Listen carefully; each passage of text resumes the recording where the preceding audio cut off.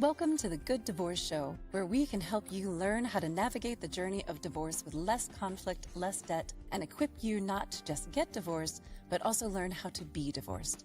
Your host, certified divorce coach Karen McNenny, shares her wealth of knowledge, gets advice from other relationship experts, and interviews couples who learn how to have a good divorce, so you can too.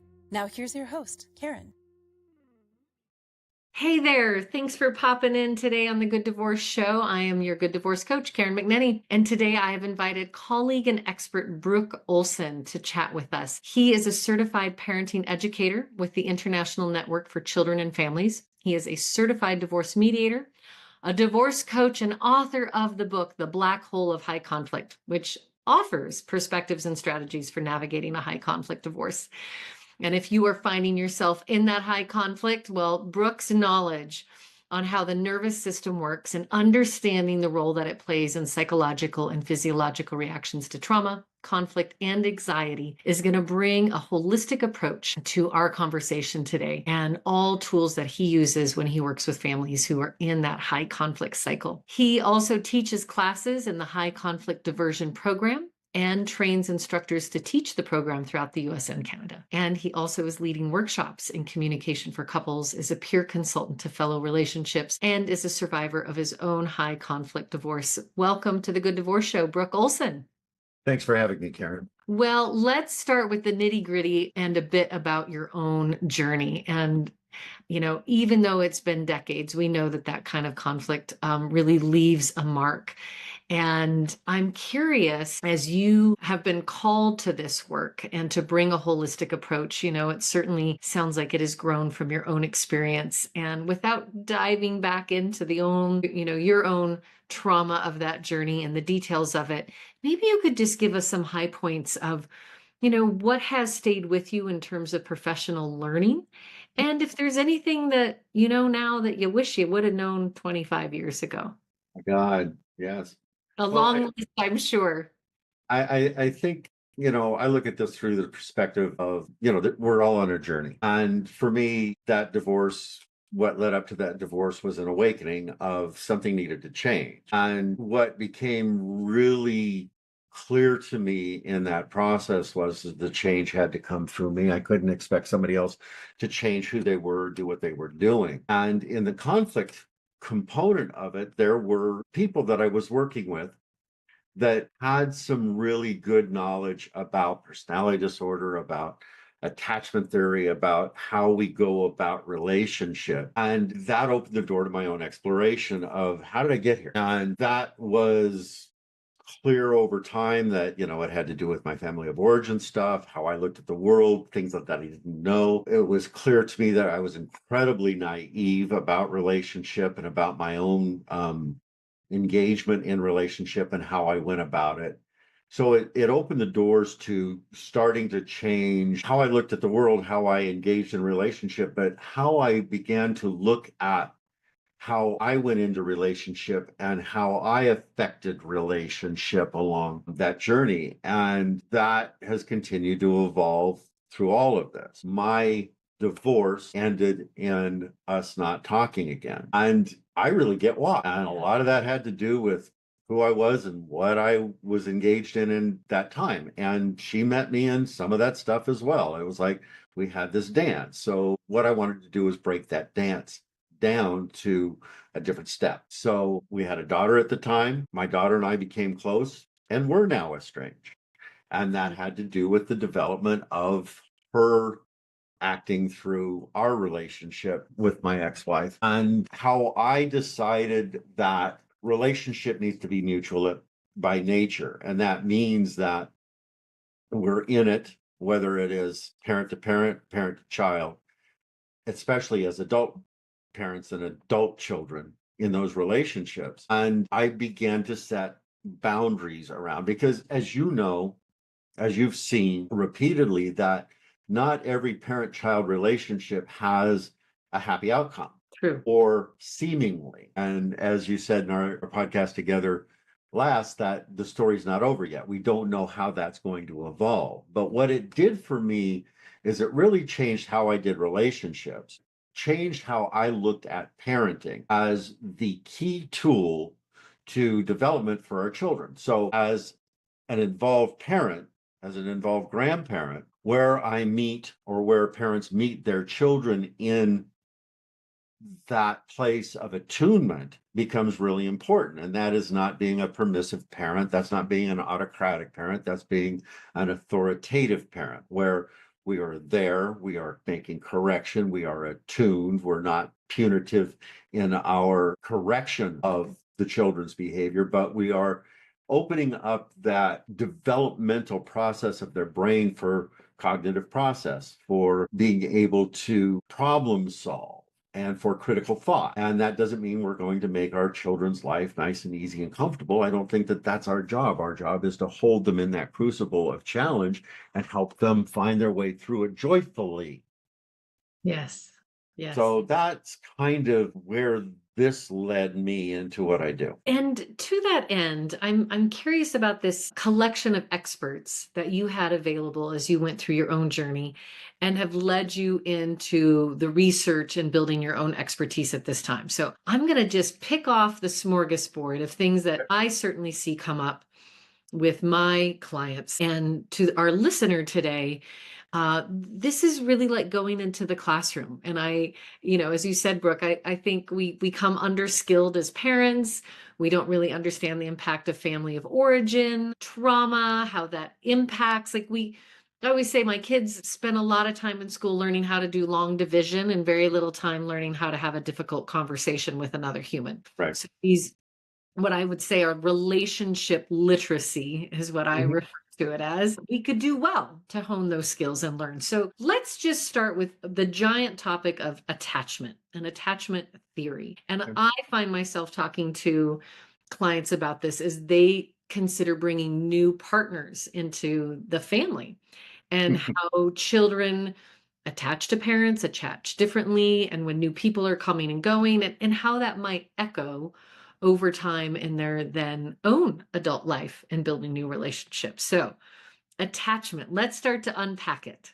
Well, what we're driving for as parents is to create secure attachment, which gives the child in contrast to what? Secure attachment in contrast to what are our other options? anxious attachment or avoided attachment in these arenas. And there's other elements in there, but those are kind of the three wide end and middle pieces that we talk about. And secure attachment is that sense that this person's got my back. They're always there through life. They're sitting on their shoulder. They're taking in information. It's a safe place to be. I can make a mistake and I'm not going to get punished for it. We're going to have conversation about it. We're going to find our way through it. And it opens conversation. I'm here. We can have fun. We can play. There's boundaries and there's expectations. And we don't have to get big. We don't have to get loud. We don't have to be angry about making these corrections with our children. We can simply say, this is a boundary. And I'm going to hold that boundary and we're going to work our way through this. And you don't have to like it. You can express your dislike for it. We can have conversation about it. But when we come to the end of this, this is the direction that we're going to go. I'm the parent. I'm the leader of the game. And you can trust me.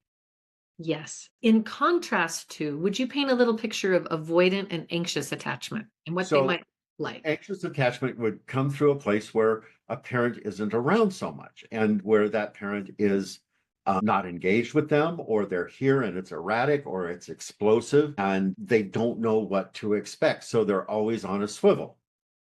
And it's one way of dealing with the anxiety of that type of parenting. Whereas the avoidant piece might be an adaptation, and I think this is true also, of the same type of maybe parenting, but a different reaction to how to deal with it. So this parent is not going to be here. So I'm not going to attach and I'm going to avoid attachment in the future because of the pain of that separation. It doesn't feel safe. Not safe to be here. Yeah. And children develop a way of being in the world through those lenses. So we can help them along the way move from one of these anxious attachments or avoidant attachments towards secure attachment by shifting how we are as parents to being able to show up and not create a chaos for them. So if parents are in high conflict, what I've discovered is typically there's one parent that wants to make a shift, that wants to do it differently, that wants to learn how to do this. And I look at this through the lens of parallel parenting. We can't change the other parent's parenting style, but we can change ours, and we can come into this more authoritative parenting, which means I'm here, we can talk, and there's no chaos here. And I'm not going to create more chaos here that you have to carry to the other parent, because that's already existence here. What I want to give you is a touchstone, a place where you feel safe. It's not that I'm better than, it's just that I'm here and I'm learning too. Yes. And so we have those primary parents. In this case, we're talking about those biological parents moving into divorce. But then sometimes there's bonus parents that start to show up on the scene, or even just other relationships. And certainly with my clients, we talk about the caution of kind of the swinging door of people coming and going into life, and parents bringing new relationships that are maybe not quite fully baked into the children's world. And I'm curious what sort of guidelines and cautionary tale around those new adults coming into the child's life and how that impacts attachment style in the future. That's a really important question, Karen, and it really needs to be looked at and taken slowly. So if we look at it through the notion that when parents divorce, there's a trauma that takes place for that child. There is a parent that is no longer here. They may come back, but that parent's no longer here, and they may come back, but there's this constant transfer of attachment and unattaching. And in a high conflict situation, that child is having to really come into a way of dealing with that trauma that is usually maladaptive. So I have to get mad at that parent so I can detach from them. This parent over here is depending on me emotionally, and I have to take care of them. So there's a parentification going on there. So if the parents are not aware of that, the child becomes the caretaker for one parent and maybe ignoring the other one because this other parent needs more care, which is not appropriate. And so that word, I just want to highlight that word you used, parentification. Yep. Which is a mouthful, listeners.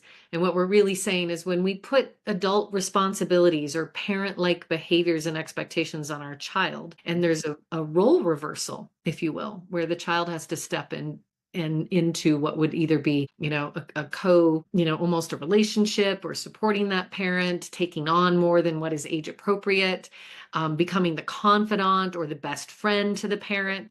All of those things that are really inappropriate and can be sort of an echo as a result of the divorce. So we have to be really aware of that as the grown-up in the story, and to not put that on our children, that parentification. So then new folks start to come into the scene. So the child, first of all, is dealing with this separation of, I don't know whether this parent's going to be here forever. And there's a high anxiety piece that goes on in that. And then we bring in a new person, and that person has another parenting style. That person has another idea of how to do things. And they are injecting that into this system that is already unstable. And I think, this is my belief, that a step parent's role is not a parenting role. A step parent's role is more of a mentoring role. It's more of a standing back and modeling relationship, modeling a healthy relationship with that partner, having a secure place where that isn't an argument, and that the parent, the biological parent, gets to do their parenting. And if there isn't an alignment between the new step parent and the biological parent, there's a problem that's going to take place here. And I see more high conflict happen when a new partner comes in than most any other point post judgment. It can just be such a trigger. And when we don't do it mindfully, and like you said, sometimes we move too quick. It might not even be that they become the step parent. They're just the new boyfriend or girlfriend. And they're right. And in that place, a parent, that adult parent, is taking their attention to this new partner. and they are depriving that child of that attention that they need for that secure attachment. So now that child is like, this other adult is more important than I am.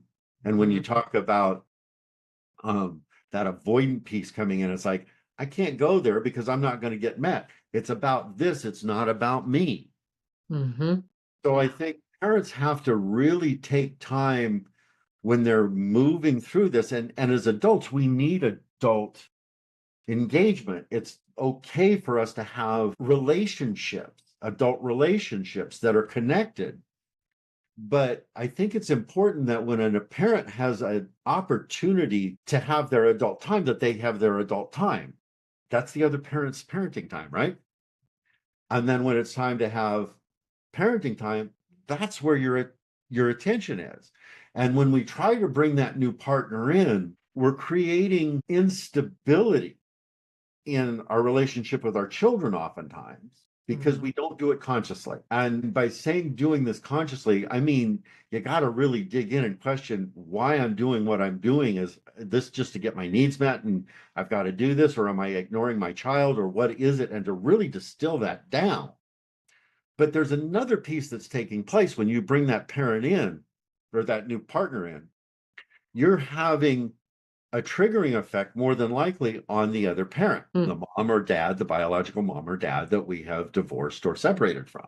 And they're feeling challenged in that. And if we're not conscious about that, if we're going, well, that's their problem, not mine, you're missing the point, because that problem is yours because it's your child's problem, because they have to deal with that, because that other parent is maybe inappropriately overcompensating for this, and it's causing tension within that co-parenting relationship. So all of this has to be slowed down and coached through, so you understand really that this is not just a knee-jerk reaction that you get to do and you get to unconsciously flow through. No, you have to stop. And what is it that is a priority here?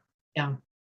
And we all know falling in love is, it's a drug experience. Our brains are hijacked by all sorts of biological. And how many times I've heard people really in the afterglow, I refer to it as the divorgasmic stage, where we're like, oh, the oxytocin flooded. This is the perfect person. This is so great. Where they're going to come into our family. They're going to rescue me. They're going to rescue everything so much better. And we quickly introduce that person and they come into the family weave. And let's say the child adores them, that they also start to attach, right? Filling that void of a secondary parent in the home. And then, oops, 6 months, 10 months, 12 months, because honestly, doesn't it take a while for that oxytocin to wear off? I'm curious to hear a little bit about the biology and what restraints or caution, even just biological timeline, because that child starts to reattach to this new fabulous person that mom or dad is also attaching to, excited. And then, the oxytocin runs out. We start to see the relationship for the reality. Now they're gone. Rinse and repeat. So going into a relationship, we're always on our best behavior. Oh, we We're should always best self. compensating in the foreground to attach, right? I'm going to bring my best forward. But after about 6 months, we start getting a little lazy with our protections. And We're then just more authentic. right. And stuff starts to unfold. If we haven't done our own work, the likelihood of us picking the same partner is pretty high. And the Right. probability of our own behaviors remaining is pretty high. So this slowing down, to taking time from the divorce, from the separation, to really understand how I got here is an important piece. And if my partner, my new partner, hasn't done any of that work, they're repeating this piece as well. And now we're back into a dysfunctional system. So when I'm working with a client that is just getting out of a relationship and they're jumping into a new one, I'm throwing flags and I'm trying to get them to slam on the brakes and go, wait a minute, this is what is going to happen here. And more than likely it does. And because everything is so raw, it causes more conflict with the other parent. So this piece that I talked about originally that is going through this process for me was really about, I don't want to do this again. Yeah. And if if our listeners are focused on that piece, they're going to go a long way to doing it right the next time around. And they will go slow. They will not introduce that partner. And when they do introduce that partner is going to be attuned to the boundaries that we're setting, because relationships, good relationships, whether they're parent to child or adult to adult, are founded on good, healthy boundaries.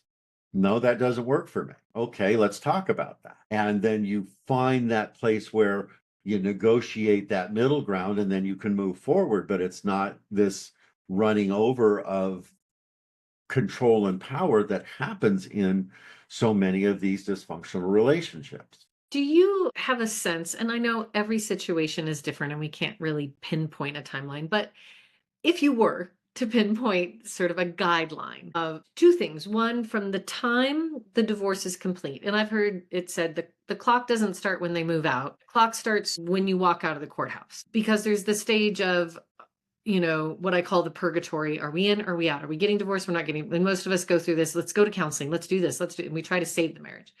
Then it's decided. Then you're going through divorce. Then there's divorce recovery, which happens after you walk out of the courthouse. And then there's just being divorced. So in that divorce recovery, or that timeline of, as you said, doing the work, is there a guideline of the pause between the relationship I had in my marriage and before I set out to start another relationship, which might not be the casual date, but like, I'm really ready to dig into something? So this is a grief process. Culturally, in different cultures, they talk about it as a physiological response. There is a breaking of energetic ties with one another, and it's painful. And some of these cultures will talk about that process taking 12 to 18 months, a year to a year and a half, just physiologically finish that grief process, and to be ready to go, okay, now I can open up and I can start to explore something else. And I think that that's not a bad timeline. And I would agree. The seasons that there's a year. And, I try to remind my clients as well that, it'll take perhaps 3 years until you kind of reestablish your independent self, your financial stability, this new relationship of being a part-time parent and a part-time single person. Like, there's so much that shifts. Right. When they hear 3 years, like, well, it took a lot of years to get here. It's going to take some time to unravel what was, but also to quilt together this new life and reestablish who you are in this new paradigm as a divorced person. And it just always takes longer than we want and longer than we expect. So framing the expectation, you cannot push the river. And to also consciously remember that how you got here wasn't just through that relationship. There was a whole lead up to that piece, and early childhood trauma and family of origin trauma and all of the things that are wired in that we see the world through that is not accurate, that we project something onto something that isn't there because of something that's over here that's unconscious. And if we are going to function as functional adults in relationship, we've got to always be looking at what lens am I looking through? Am I looking through the lens of a 4-year-old, a 10-year-old, a 16-year-old, or am I looking through the lens of a 40 or 50-year-old? And what is actually here? And can I take somebody that is angry with me, that is putting something out to me, and not react to it, but examine it? So not be defensive, which is our trigger, which is that defensive mechanism that's automatic, and intervening with that piece and going, well, wait a minute, maybe that's not it. And if I don't pitch this back, or there's something here that I need to adjust and accept, that I do that. Yes. And then the conflict starts to downregulate. But I have talked about, through almost the beginning of when I created this program, of this notion of disengagement. And that isn't just disengaging from what they're saying, it's disengaging from our own physiological makeup. And Yeah. Let's keep going down that. And I want Okay. to talk about capital T trauma and small t trauma. And again, I think it's a topic that we don't really understand. We're undereducated as humans, and practically all of us walk through life with trauma Nobody, of yeah, nobody gets out of this without being affected by life. that's right. And life comes with trauma. So capital T, small t trauma, and what it is doing to our brain, and how we can overcome and build consciousness around that. So I think the first pieces that I like to talk about, I did a podcast with Dr. Stephen Porges recently, and he talks about the vagal nerves and how this stuff turns on and off, and how we come into being, really cued to what's safe and what's not safe in our world. So there is a sensation that happens when we are defensive. Heart rate goes up, perspiration, respiration, all of these things happen. And if we can slow down enough to notice that we're in that state, we've opened a door to changing the state. And we can begin to orient to our here and now, which for most everybody, the here and now in this moment, no matter what's going on in your world, you're safe. There's not a lion at the door. So I can go, okay, right now I'm okay, and I can let the system settle. And we have practices to help us do that. But we're seeing the world through small t trauma and large t trauma. I skinned my knee. That's a small t trauma. But if I had a parent that was there that was attuned to me in that time, that said, oh, that looks like that hurts. I'll go get the Bactine. You go get the bandages and we'll take care of this. I'm calm. We're okay. And that's cool. Big T trauma.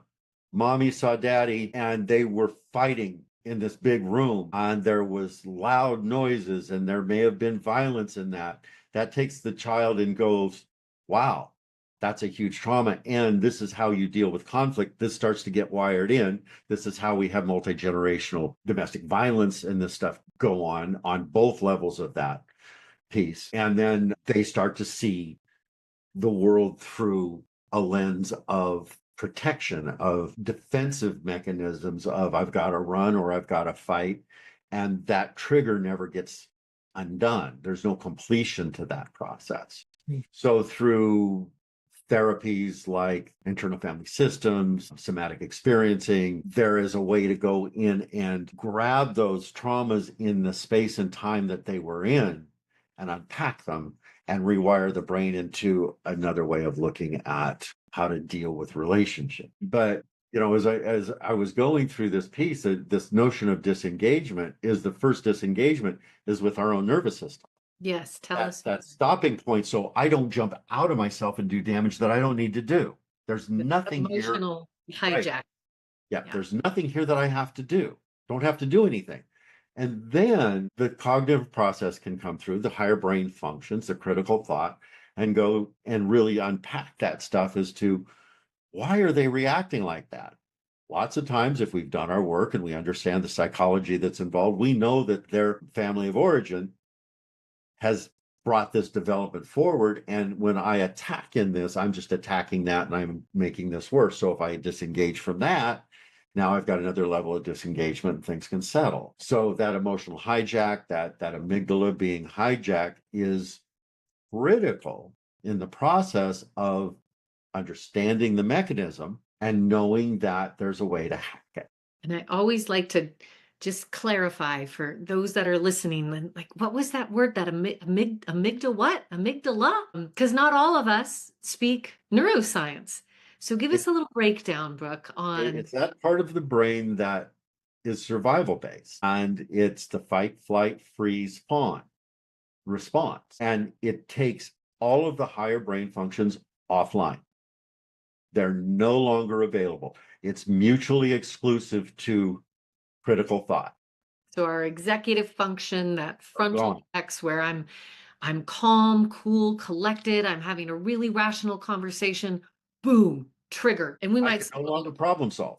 I can't problem solve. I'm hot. In our household, we say, Mama just lost her squash. And I'm reminded we can't actually have a rational conversation with someone who's operating from the irrational hemisphere of their brain. Rational does not mean dismissive, like it doesn't exist. It's very real. It's just being driven by this amygdala, that emotional hemisphere of the brain that is the fight, flight, freeze. It's real and it's valuable. It's part of what protects us when we need it. It is also the thing that can get us, move to disconnection And move us into conflict. and into conflict. So if I can catch this in motion, I think about my relationship through these terms on a daily basis. My partner, love her, and she is so good at this stuff. And we together we can regulate our ways through this, but it's through a conscious moment. So when she triggers me, and she does, I feel it. And it's like, God, and I want to come out. And what I do is, as I notice that that's there, my heart shuts off. And your body will tell you. My respiration goes up, my jaw gets tight, and it's like, Brooke, not now. It ain't the time. And I'll start to just breathe. And I'll go, and oftentimes I'll giggle because I'll notice that this is going on, and I'll notice why she's having that response. And I'll turn around and I'll walk away. And she knows that I'm coming back. Yeah. And that I'm going to do one of two things. I'm going to take responsibility for it. Yeah, I blew that one. And that wasn't okay. And I'm going to work on that one. Sorry. Or that really didn't sit well with me. And I don't know what's going on over there, but this doesn't work. Let's talk. Yes. So there's this coming back in, but we're coming in from executive function. We're not coming in from their activity. And once we've made that move, the pendulation back and forth in that becomes easier. Yes. But when we're talking about people that are divorced or divorcing, they're very much in a survival mode. Their world is changing, and this is a capital T trauma, and they don't know what their world is going to look like financially, or with the connection of their child, or if they're ever going to have a healthy relationship again, if they're going to be alone the rest of their life, or what's going to happen. They are in the abyss. And that's a hell of a place to function from. So when our clients are going through this, as a coach, what I want to be able to do is help them regulate that down, to see that their fears are not a sentence to what is going to occur, but they have agency to really affect that. But in order to affect it, they have to be able to come in and change how they do it. And to my point, earlier, it's like when that new partner comes in, that's going to have an effect over here. Yes. Both on the other part, on our ex-partner, but on our kids. And if we are so absorbed with self that we're not willing to look at that and explore that and deal with that, we're creating the mess. And that's on us. That moment of pause that you talk about, which does take an extraordinary amount of emotional intelligence to see. Listeners, I'm going to put it really simply. I refer to this as the conversation crockpot. Just put it in the crock pot and let it simmer. You don't got to take it out right now. It's going to be there waiting, and you'll know when the right time comes.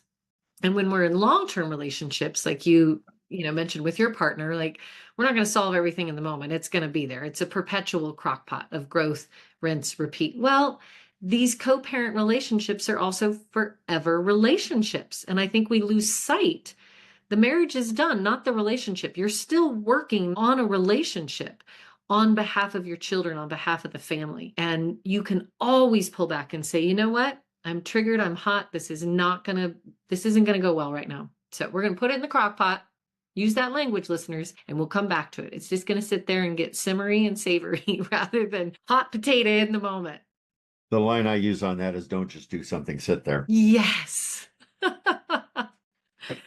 But I'm sorry, go right ahead. yeah, so I just wanted to add here real quickly that by taking responsibility as an adult in this co-parenting relationship, which may in fact not be a co-parenting relationship when we move to the high conflict pieces, this notion of you're always going to be in relationship with that other partner is true. It doesn't mean that you're going to be talking with them. It doesn't mean that you're going to be necessarily co-parenting with them. You may be parallel parenting in that, but that person is there and you've had that experience with them. And what I've come to find out is that experience is always with me, and that's the relationship. And it's always informing me of where I was and where I am and where I may still be where I was in relationship in my own journey. So the value of that high conflict relationship, I wouldn't change for anything, because it has continued to inform my development over the years. And I appreciate that relationship for the love that was there and for the lessons that were learned out of that. And there's no longer any, yeah, she was crazy, or I am mad at her, or I hate her, or any of that other stuff. It's just gone. And there's nothing but appreciation for the journey and for the lessons that that person brought to my life. Those words, listeners, I hope you can almost imagine a warp speed in your own life. Those of you that are sitting in the high conflict relationship and just thinking it will never end. It will always be intense. There is no hope of peace or a different perspective. And as you share your own experience, Brooke, I know that it's giving hope to those that are just stuck in it, and that there are alternatives. And as we begin to close our conversation for today, I want you to just, because I think one of the solutions is this differentiation between co-parenting and parallel parenting. Could you just Yep. unpack that a little bit more, and what that means, and how Sure. that can be such a beneficial tool for folks? So parallel parenting is co-parenting. It's a subset of co-parenting. And when parents can't decide on how they're going to parent together, trying to co-parent in a reasonable way is not available. And to the point of it causes more conflict. There's more engagement, there's more argument, there's you're not doing it right. No, you can't make me do it that way. And it continues. So the parallel parenting model says, hey, I'm not going to have this argument with you anymore. I'm going to create boundaries in terms of how I communicate with you, because I'm not going to be bullied. I'm not going to be pushed. I'm going to do my own work. I'm going to be the best parent that I know how to be. And I hope that you do the same, as long as the children are safe. And safe is a perspective. And as coaches, we have to really dial that into our clients as to, what is something that's actionable here and what you just let go because you don't like it. And they do them. But there's a boundary line of, I am not going to engage in argumentative fights with you over the parenting. I'm going to do the right thing for the right reason all the time. If I'm going to the doctor, I'm going to give you the information. If I'm going to the dentist, I'm going to give you the information. If I'm going to the school, I'm going to give you the information. But you're not going to tell me how I am going to have dinner, go to sleep, engage with the kids. What is, if I want to take the kids hunting and teach them about guns and you don't like it, that's tough. I'm going to do that. And I'm not going to argue with you about it. Yeah. Or whatever those pieces are. So we start to go and understand what, and I think this is an important part, is what is important to the court process, because if you're going to fight, that's where you're going to end up. And if you're going to spend that kind of money to go down that road, you better understand the road that you're going down and have your feet solid, because frankly, the system doesn't care. It just doesn't. Yeah.